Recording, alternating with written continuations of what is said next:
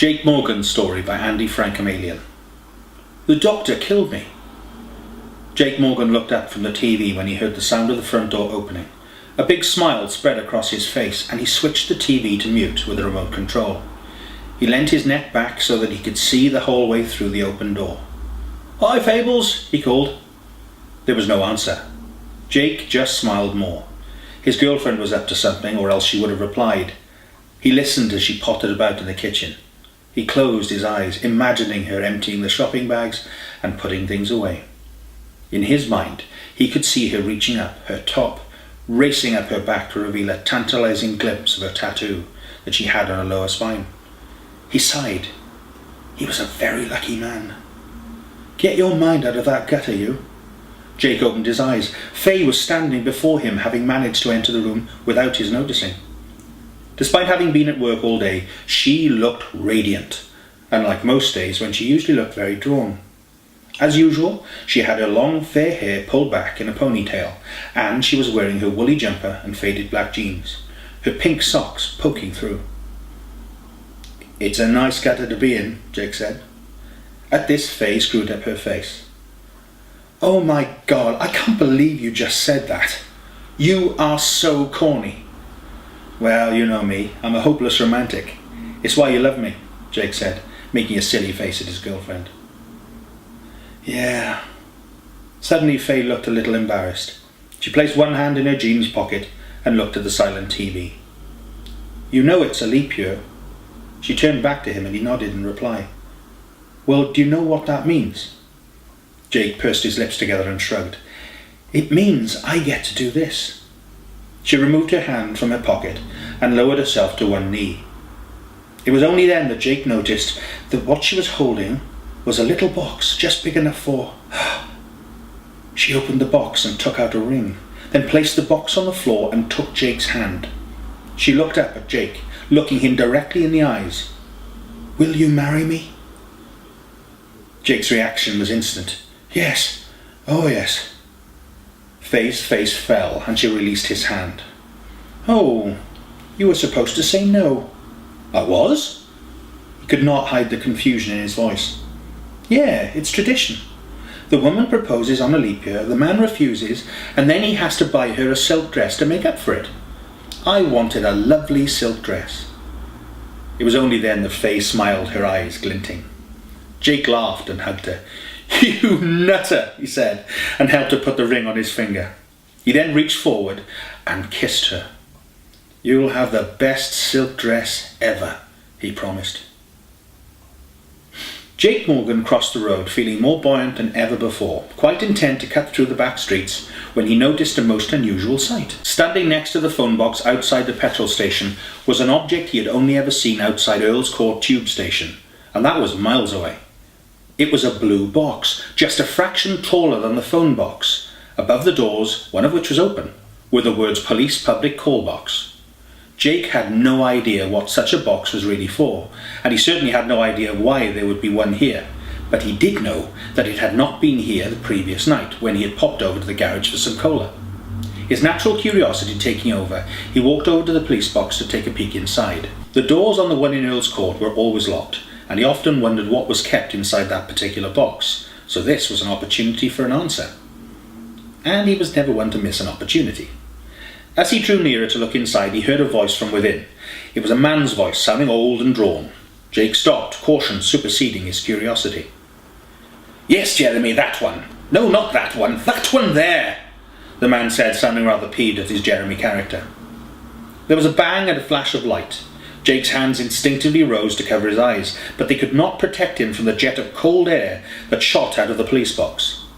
Blasted back, he hit the ground with a crack as his spine collided with the stone paving slabs.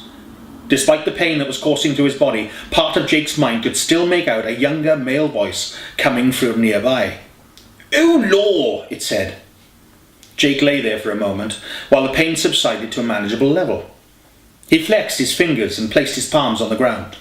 Slowly he pushed down, attempting to lift his back and expecting much pain for his troubles. He was surprised by the lack of feeling, pain or otherwise, and got to his feet very slowly just in case.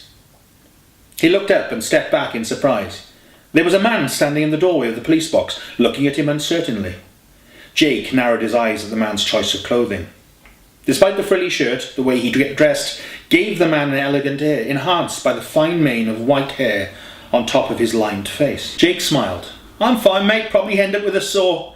No sooner had Jake started speaking than the man ran a hand through his hair and stepped back inside the police box. "Oh, well, don't mind me," Jake muttered, annoyed by the man's reaction. The longer he stood there, the more his annoyance festered. Stupid old goat, Jake thought. You don't just get away with that, Pally. He had as much right to being respected as anyone else did. Right, he said, and marched over to the police box. But before he could step foot inside and have his say, the door slammed shut. "Hey!" he shouted, and went to slam a fist on the door. His hand passed right through the surface, and a strange sound filled the air around him. He stood back, stunned, and looked around. It was as if the wind was angry about something, no longer simply whistling, but yelling at some unknown assailant. The sound died down, and Jake returned his attention to the police box, only to find that it was no longer there. Bloody hell! He stretched his arms out before him, half expecting to feel the solid mass against his palms, but there was nothing. "That's bloody good trick," he said, unsure whether he had imagined the whole episode or not. Jake Morgan stepped up to the front door, still a little baffled by the unusualness of the events so far. It had started off wonderfully enough, but after his possible daydream by the garage and the strange non-reaction from Robert in town, he was beginning to wonder what more could happen before he went to bed. He reached into his pocket, pulled out his key and moved to insert it into the lock. His hand continued into the door and out the other side. Jake pulled back quickly, only to see that there was no key in his hand after all. He glanced down at his trousers and noticed the shape of key still inside his tight pocket. His brow knitted tightly together, and he looked at the door before him. With the police box, he was certain he had made the whole thing up, that there had never been a police box, which is why his hand was passed through it. But this time, there was no denying what had just happened. Taking a deep breath, he pushed and watched his hand sink into the door. He whistled out a breath of amazement. "Whew! Damn," he said, closing his eyes and walking forward. Despite everything, he still expected to have his nose squashed by the solid door, and was only half surprised when it did not happen. Instead, he passed through the wooden door and came out in the small hallway beyond. "Faye!" he called out, but no reply was forthcoming. All he could hear was the soft sounds of music drifting in from the living room. He was about to go into that room when he remembered his shoes. Both Faye and he had agreed at the beginning that shoes were not to be worn indoors. With a beige carpet, it was a sensible precaution. He knelt down to remove his shoes, only to discover that he could not get a grip on them. As with the door, his hand passed through his shoe and his foot into the floor below. He lifted his hand out of the floor and stood back, his heart rate increasing. The first hint of a suspicion was forming in his mind, and he did not like it. He took a tentative step into the carpet, then raised his foot. Where there should have been a muddy shoe print, there was nothing. He inspected the sole of his shoe and was unsurprised to discover that there was no mud. Despite the stormy weather outside and the fact that he had cut across the grass to get home, as if to find further proof of his ever-growing suspicions, Jake shook his head and looked at the walls on either side of him. Nothing. Not a single splash mark from his wet hair. He rushed down the hallway to the mirror on the far wall. Was his hair even wet? His clothes did not appear to be. The sight that greeted him gave him cause for a sharp intake of breath. Despite his fears, he could see himself in the mirror, but only just. What he saw was a shadow of himself. He still looked like him, but he could see the hallway through him. He ran his hand through his blonde hair, and his reflection mimicked the action. No contact was made, and he watched with a strange mixture of horror and amazement as his hand went below his hair and into his skull. He twiddled his fingers and was relieved to discover that he could not feel the insides of his head. It was a small relief. He thought back to his trip into town and how Robert had ignored him. At the time, Jake just assumed that his best mate was in a huff about something, maybe simply stressed out because of the long hours he was working. But now, looking at himself in the mirror, Jake was beginning to suspect otherwise. Could it be that Robert had not seen Jake because he was Jake shivered. He could not complete that thought. For a moment he closed his eyes. When he opened them again, he almost jumped in shock. Faye stood before the mirror. She was brushing her hair, whistling along with the tune playing in the living room. Seeing her eyes smile, Jake's heart melted as the love he felt for her overtook his reasoning. But the deep feeling was soon replaced when he noticed that both of them were occupying the same space. Jake staggered back a few paces. Faye still remained before the mirror, completely oblivious to that fact that she had only a second earlier been standing inside Jake. Under normal circumstances, the idea that she could have been inside him would have been very intriguing for Jake. But at that moment, the image horrified him. "Faye," he began, but could not find any other words to say. Even if he could, would she still be able to hear him? Jake feared not, since his suspicions were slowly turning into fact. He opened his mouth to try again. He had to say something. If anyone would be able to hear him and see him, it would be her, he was sure.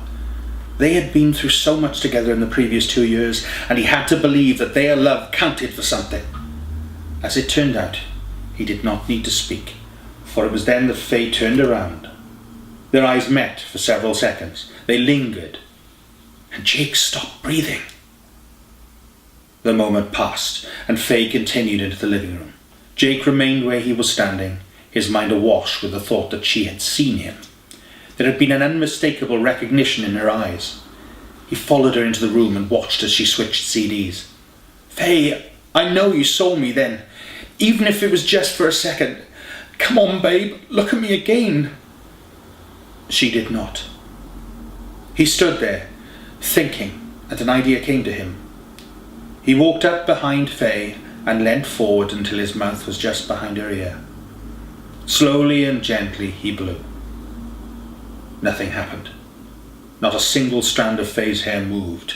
She stood up and walked over to the sofa, passing through Jake as she did so. He straightened up and turned to watch her.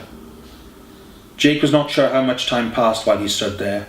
She listened to the Chemical Brothers while reading another couple of chapters of Marcel Theroux's The Confessions of Mycroft Holmes, Paper Chase, and then turned the TV on to watch the news. In all that time, not once did she look at Jake. Several times he tried to speak to her, but she gave no sign of hearing him. As the minutes, then the hours passed by, Jake's heart sunk further and further. It felt like she was ignoring him on purpose, like Robert had been doing. He walked across the room, passing through the line of vision, and stood by the window. Outside, the world continued to turn. He stood there for a time, lost in his thoughts. Things would not have seemed so bad if only Faye would acknowledge him. As it was. "Yes, he went straight there to tell you. You really haven't seen it?" The words drifted into his thoughts. He turned to see Faye on the phone, a look of concern on her face. He moved forward and knelt before her. She looked right through him, but nonetheless Jake reached out a hand to comfort her. For a split second he had forgotten about his condition, and was, as a result, taken aback when his hand passed through her leg. Jake pulled away as it stung. For a split second he had forgotten about his condition, and was, as a result, taken aback when his hand passed through her leg. Jake pulled away as if stung. "Come off it, you're pulling my leg, right?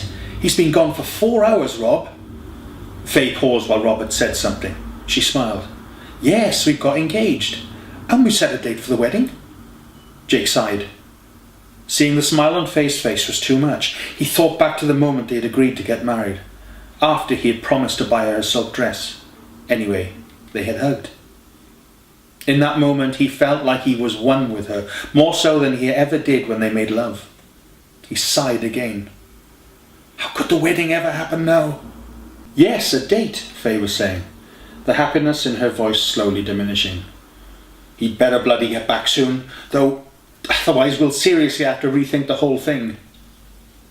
His heart aching, he turned and left his home.